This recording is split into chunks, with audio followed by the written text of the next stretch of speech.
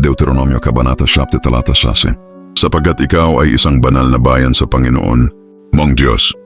Pinili ka ng Panginoon mong Diyos upang maging isang natatanging bayan para sa Kanya, higit sa lahat ng tao na nasa ibabaw ng lupa. Pinili nating mamuhay kay Kristo. Sa makatuwid, ang ating mga buhay ay dapat magpakita ng Kanyang pagmamahal at biyaya.